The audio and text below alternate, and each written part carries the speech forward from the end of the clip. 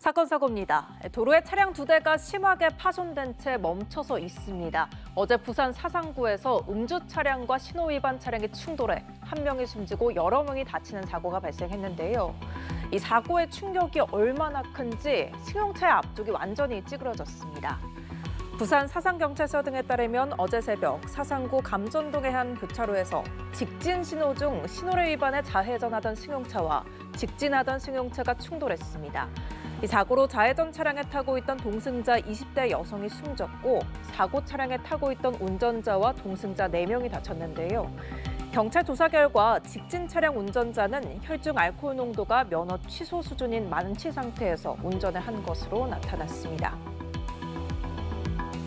한편 어제 새벽 김포에서는 음주운전 의심 차량을 추격하던 순찰차가 가로등과 펜스를 들이받았습니다. 보닛이 열려있는 이 순찰차 심하게 파손된 모습 확인해 보실 수 있는데요.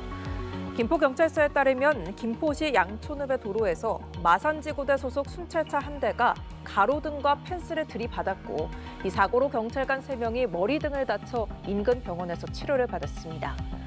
해당 순찰차는 음주운전 의심 신고 차량을 뒤쫓다 우측으로 굽어지는 도로에서 속도를 줄이지 못해 사고를 낸 것으로 파악됐습니다. 경찰은 달아난 차량 운전자를 추적하고 있습니다. 마지막 사건 보시죠. 최근 전화금융사기, 보이스피싱이 다시 급증하고 있는데요. 이 범행 수법이 고도화돼서 올 3월까지 피해액이 벌써 작년의 2배에 달한다고 합니다. 특히 휴대전화에 악성 앱이 깔리면 모든 전화가 통제되고 따라서 경찰이나 검찰 등에 신고하려고 해도 범죄 조직으로 바로 연결이 되기 때문에 각별한 주의가 필요합니다. 자세한 내용 나경열 기자가 보도합니다. 한 프로그램에 접속하니 고객 목록을 볼 수 있습니다. 휴대전화 기종은 물론 통신사, 배터리 상태 등 개인정보가 그대로 노출돼 있습니다. 전화 받은 사람의 위치까지 추적하는데 보이스피싱 조직의 악성앱 관리 프로그램입니다. 보이스피싱 범죄는 악성앱 설치와 동시에 이뤄지고 범행 조직은 이를 통해 사람들을 속여 돈을 뜯어냅니다. 앱이 설치되면 받고 거는 전화를 그들이 통제할 수 있게 됩니다.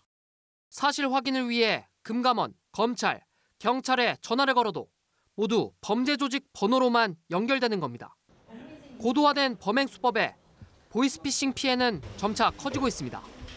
올해 3월까지 3,100억 원 넘는 피해가 발생했는데 지난해 같은 기간보다 2배 넘게 많아졌습니다.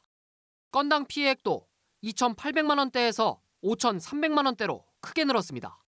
정교한 범죄를 기획해 더 많은 돈을 뜯어내고 있는 겁니다.